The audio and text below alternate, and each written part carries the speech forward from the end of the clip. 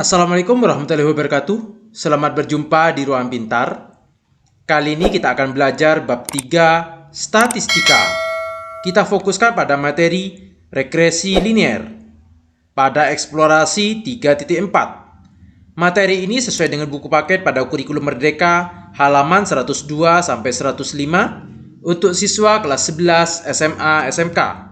Eksplorasi 3.3 telah memberikan gambaran umum mengenai garis regresi. Sekarang mari kita melihat bagaimana pendekatan yang dilakukan untuk memperoleh persamaan garis regresi yang memenuhi syarat dari metode kuadrat terkecil, supaya kalian dapat menentukannya sendiri. Sama halnya untuk mendapatkan persamaan garis lurus pada umumnya, persamaan garis regresi sering dituliskan dalam bentuk umum seperti ini. Y topi sama dengan A ditambah BX, di mana Y topi adalah nilai variabel dependen yang diprediksi. X adalah nilai variabel independen. A adalah titik potong sumbu Y, dan B adalah gradien garis regresi. Maka dari itu, hal yang perlu dicari adalah nilai A dan B. Untuk mencari nilai B pada persamaan ini dapat dihitung menggunakan konsep jumlah kuadrat variabel-variabelnya. Ada dua jenis jumlah kuadrat variabel yang akan digunakan dan disingkat dengan SS. SS itu adalah sum of square, yang berarti jumlah kuadrat, yaitu yang pertama, jumlah kuadrat selisih variabel independen X terhadap rata-ratanya dan variabel dependen Y terhadap rata-ratanya. Rumusnya adalah SS X Y sama dengan sigma X dikurangi rata-rata dari X dikali dengan Y dikurangi rata-rata dari Y, atau SS X Y sama dengan sigma X Y dikurangi sigma X dikali sigma Y dibagi N. Nomor 2, jumlah kuadrat selisih variabel independen X terhadap rata-ratanya. Rumusnya adalah SSXX sigma X dikurangi rata-rata X dikali X dikurangi rata-rata X sama dengan sigma X dikurangi X rata-rata atau S bar dikuadratkan, atau menggunakan SSXX ini sama dengan sigma X kuadrat dikurangi sigma X dikuadratkan dibagi N. Sehingga dari sini kita menggunakan SSXY dan SSXX, di mana kedua ini berdiri sendiri. Dari persamaan dua yaitu SSXY dan SSXX ini kita menentukan nilai B. B rumusnya adalah SSXY dibagi dengan SSXX. Dari sinilah, karena persamaan Y topi sama dengan A ditambah BX, kita tentukan rata-rata dari X dan rata-rata dari Y. Kita substitusi ke persamaan ini, sehingga didapat rata-rata dari Y sama dengan A ditambah B rata-rata dari X. Sehingga A sama dengan Y bar dikurangi B kali X bar. Ayo bereksplorasi. Eksplorasi 3.4.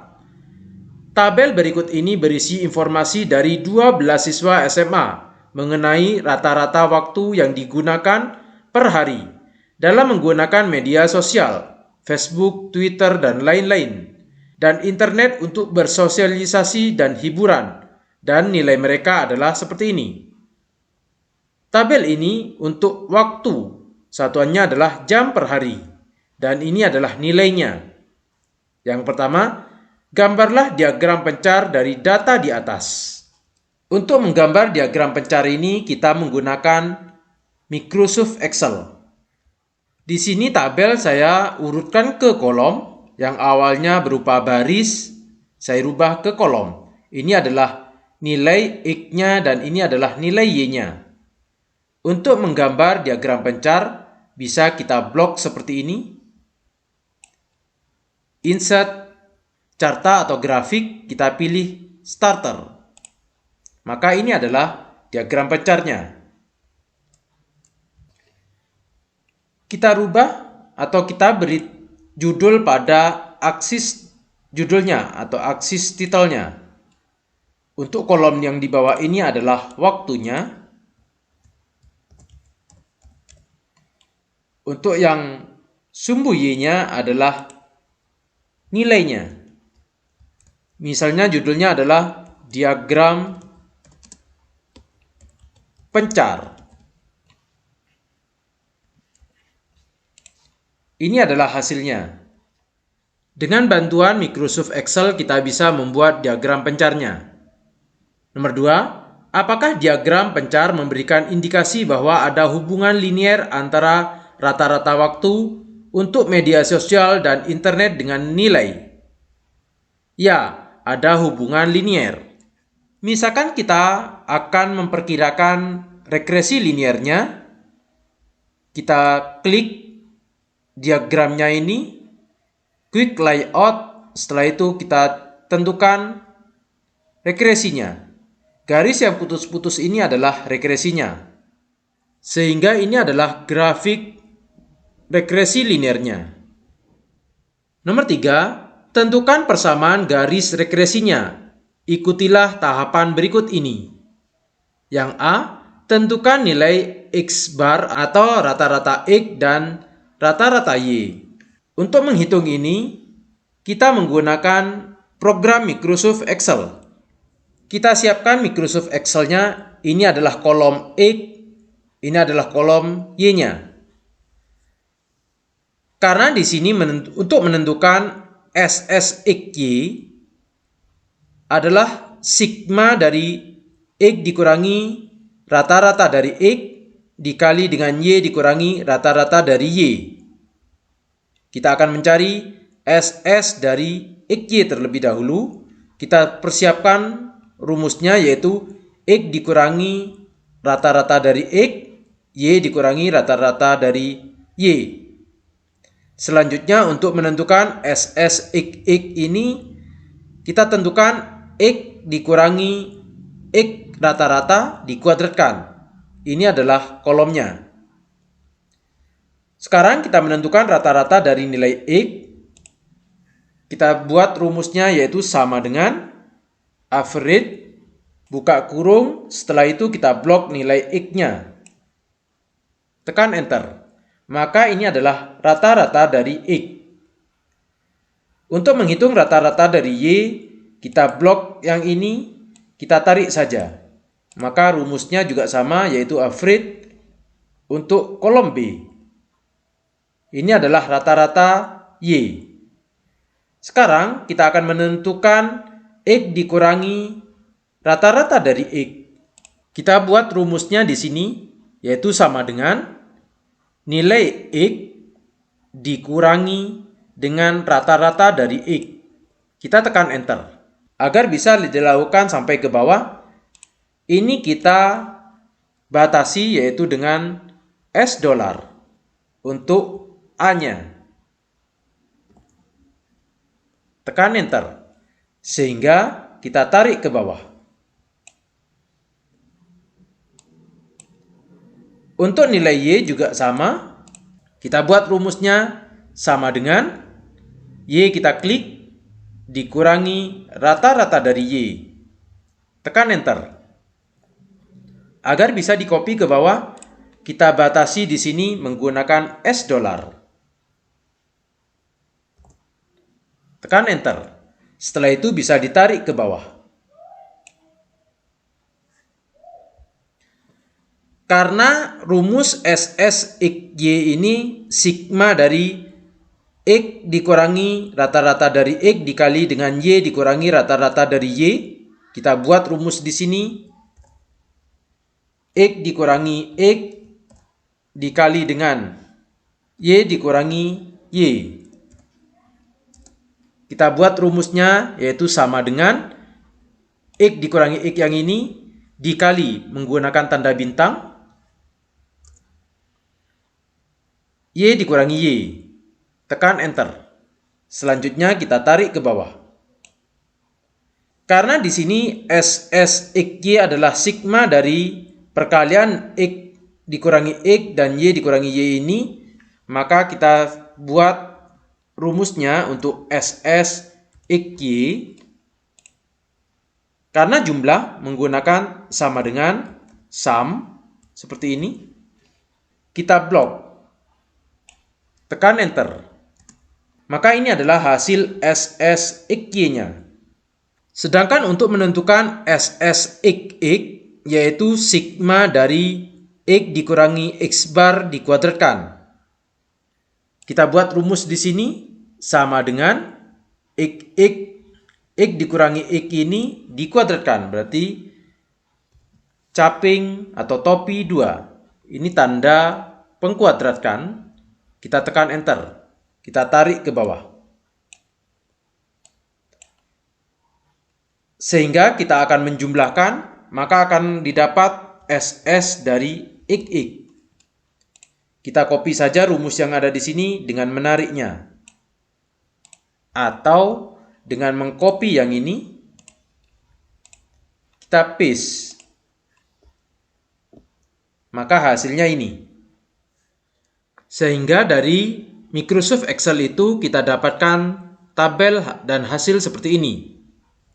Maka nilai X bar atau rata-rata X barnya yaitu 3,933. Y bar atau rata-rata dari Y yaitu 74,333.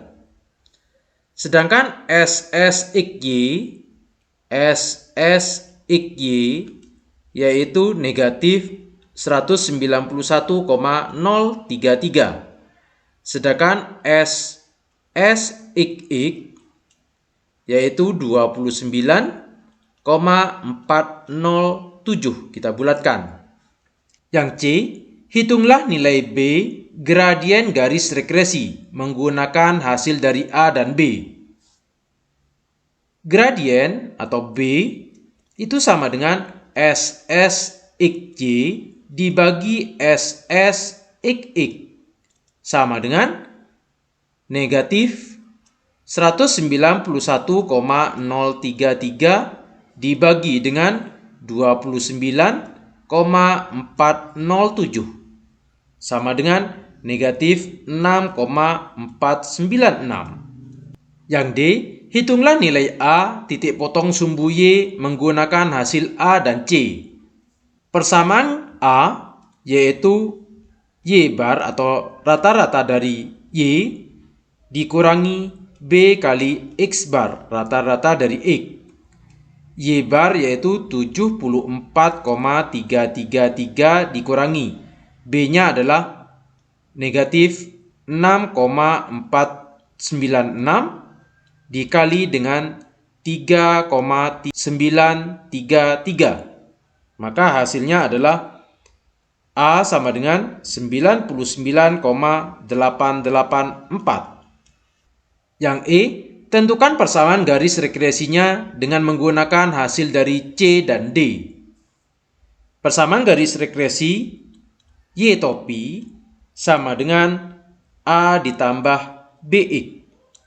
A-nya yaitu 99,884 ditambah B-nya yaitu negatif 6,496X. Ini adalah persamaan garis regresinya. Nomor 4, interpretasikan masing-masing arti nilai A dan B yang ditemukan pada nomor 3. Didapat tadi bahwa nilai A itu sama dengan 99,884. Sedangkan nilai B didapat negatif 6,496. Nilai A artinya jika waktu yang digunakan untuk menggunakan media sosial adalah 0 jam per hari, maka nilainya adalah 99,884. Nilai B artinya setiap waktu yang digunakan untuk menggunakan media sosial naik 1 jam, maka nilai akan turun sebesar 6,496. Nomor 5, hitunglah prediksi nilai siswa yang menggunakan rata-rata waktu 3,8 jam per hari untuk media sosial dan internet menggunakan persamaan garis regresi yang ditemukan pada nomor 3. Didapat persamaan garis regresinya yaitu Y topi sama dengan 99,884 dikurangi 6,496 X. Dari soal nomor 5 ini didapat nilai X-nya adalah 3,8. X sama dengan 3,8. Maka kita substitusi ke persamaan ini. Y topi sama dengan 99,884 dikurangi 6,496 dikali dengan 3,8. Y topi sama dengan 75,2. Sehingga prediksi nilai siswa yang menggunakan rata-rata waktu 3,8 jam per hari untuk media sosial adalah 75,2. Nomor 6. Hitunglah prediksi nilai siswa yang menggunakan rata-rata waktu 16 jam per hari untuk media sosial dan internet menggunakan persamaan garis regresi yang ditemukan pada nomor 3. Berikan komentar mengenai hasil yang ditemukan.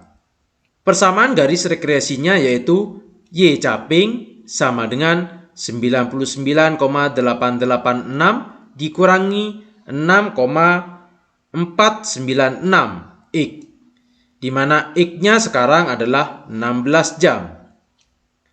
Maka Y topi sama dengan 99,886 dikurangi 6,496 dikali dengan 16. Sehingga Y topi sama dengan negatif 4,1. Negatif 4,1 artinya prediksi nilai siswa yang menggunakan rata-rata waktu 16 jam per hari untuk media sosial adalah negatif 4,1. Prediksi ini adalah sesuai yang sangat tidak mungkin, karena nilai tidak mungkin negatif. Prediksi seperti ini juga tidak memungkinkan karena jauh dari data hasil observasi. Hasil observasinya jamnya yaitu paling kecil 1,3 jam, dan paling tinggi adalah 6,2 jam. Sedangkan di sini pada soal ada 16 jam, sehingga terlalu jauh. Ayo berkomunikasi. Coba diskusikan dengan teman-teman kalian, menurut kalian kapan hasil eksplorasi cukup dapat dipercaya. Untuk memahami ini, kita pahami teks sebelumnya. Pada eksplorasi 3.4 nomor 5, kalian telah melakukan suatu proses yang disebut dengan interpolasi. Interpolasi adalah penggunaan hubungan antara variabel untuk memprediksi nilai yang berada di dalam jangkauan data. Kita perhatikan tabelnya, ini adalah waktu dan ini adalah nilainya. Soal nomor 5, rata-rata waktu yang ditanya yaitu 3,8 jam. Padahal jangkauan data di sini paling rendah 1,3 dan paling tinggi 6,2. Maka 3,8 berada pada jangkauan data ini, maka disebut dengan interpolasi. Sedangkan pada nomor 6, kalian telah melakukan suatu proses yang disebut dengan ekstrapolasi. Ekstrapolasi adalah penggunaan hubungan antar variabel untuk memprediksi nilai yang berada di luar jangkauan data, dengan asumsi bahwa hubungan ini berlaku meskipun di luar jangkauan data. Nomor 6, yang ditanya di sini rata-rata waktu 16 jam. Padahal jangkauan datanya antara 1,3 sampai 6,2. Maka 16 berada di luar jangkauan data. Maka soal seperti ini disebut dengan ekstrapolasi. Sehingga sekarang, kapan hasil ekstrapolasi ini cukup dipercaya? Interpolasi lebih disukai karena memiliki kemungkinan lebih besar untuk mendapatkan estimasi yang valid. Kalau ekstrapolasi, nilai X di luar rentang yang digunakan untuk membentuk model baru. Jadi akan mendapatkan suatu persamaan baru. Namun, harus sangat berhati-hati saat menggunakan teknik ekstrapolasi. Demikian materi eksplorasi 3.4. Terima kasih. Assalamualaikum warahmatullahi wabarakatuh.